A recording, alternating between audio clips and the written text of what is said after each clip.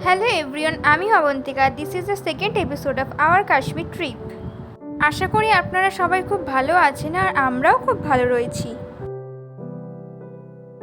আর আগের ভিডিওতে আমি আপনাদের শ্রীনগরের কিছু ফেমাস গার্ডেন দেখিয়েছিলাম। আর আজ আপনাদের দেখাবো শ্রীনগরের ফেমাস হজরতবাল মস্ক আর শঙ্করাচার্য টেম্পল।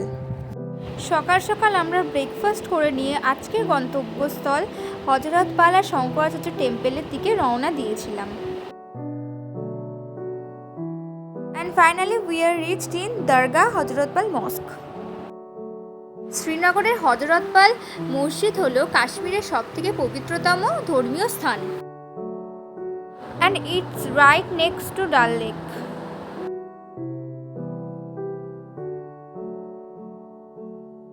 এবং এখানকার স্থানীয় মানুষদের ধারণা এখানে হজরত মোহাম্মদের বাল অর্থাৎ চুল সংরক্ষিত রয়েছে।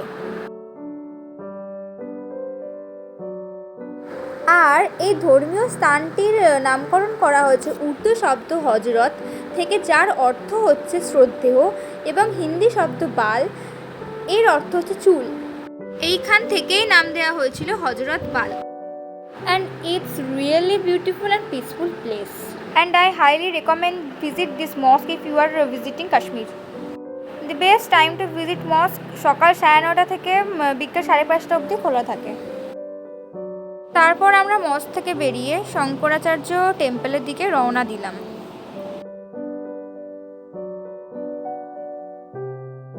Shankaracharya temple one of the must visit place in Srinagar, or we can say like one of the best sightseeing point in Srinagar.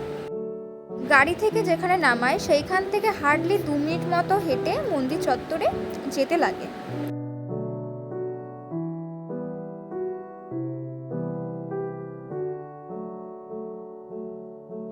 তারপর মন্দির চত্বরে ঢোকার সময় এখানে খাবার ব্যবস্থাও রয়েছে। রাজমা চাওয়াল যারা দর্শনার্থী থাকে তাদেরকে দেওয়া হয়। তারপর এখানে সিকিউরিটি চেকিং হয়। সিকিউরিটি চেকিং হবার পর আমরা মেন মন্দির চত্বরে প্রবেশ করতে পারবো। Now from here we will have to climb about 243 stairs to reach the temple.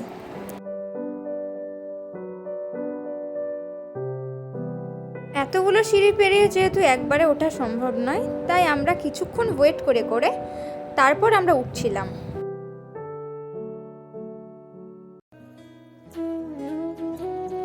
এই যে মা যে উঠছে, মা কিন্তু খুব একটা হাঁপিয়ে যায়নি সিঁড়িতে উঠতে গিয়ে, বরং আমি হাঁপিয়ে গেছিলাম।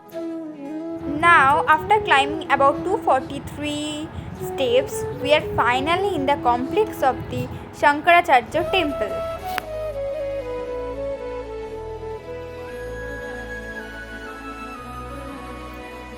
শঙ্করাচার্য মন্দির হলো শ্রীনগরের একটি বিখ্যাত হিন্দু মন্দির। এটি হিন্দু দেবতা শিবের মন্দির এবং এটি 200 খ্রিস্টপূর্বাব্দে নির্মিত হয়েছিল। কিন্তু এই মন্দিরের সৃষ্টির কিন্তু একটা গল্প রয়েছে। কথিত আছে 2500 বছর আগে এটি একটি বৌদ্ধ মন্দির ছিল। বৌদ্ধরা এই মন্দিরটিকে পবিত্র বলে মনে করতেন। এরপর আদি শঙ্কর এই মন্দিরে এসেছিলেন। সেই থেকে এই মন্দিরের নামের সঙ্গে তার নামটি যুক্ত হয়ে যায়।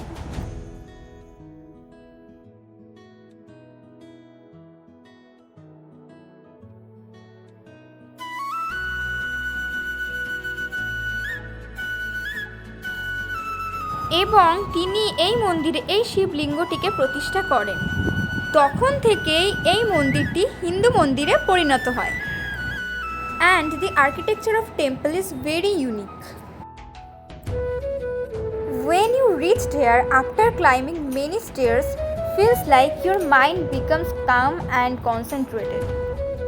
কথিত আছে হিমালয়ের দিকে অগ্রসর হওয়ার আগে শ্রী শঙ্করাচার্য ঠিক এই জায়গাতে বসেই প্রায় 6 মাস ধ্যান করেছিলেন।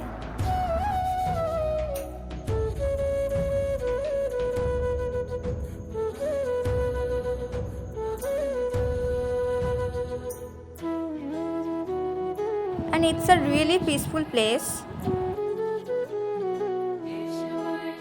এটি তীর্থস্থান ছাড়াও মন্দিরটির পাহাড়ের চূড়া থেকে সমগ্র শহর এবং প্রকৃতির একটি শ্বাসরুদ্ধকর দৃশ্য দেখা যায়।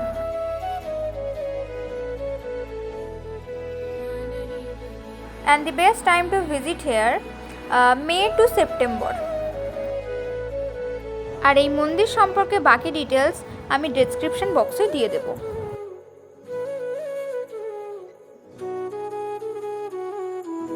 আর হ্যাঁ, আজকের জন্য এতটাই। আপনাদের ব্লগটি কেমন লাগলো জানাতে কিন্তু একদম ভুলবেন না। আজ আসি, আবার দেখা হবে নতুন আরেকটি ব্লগে।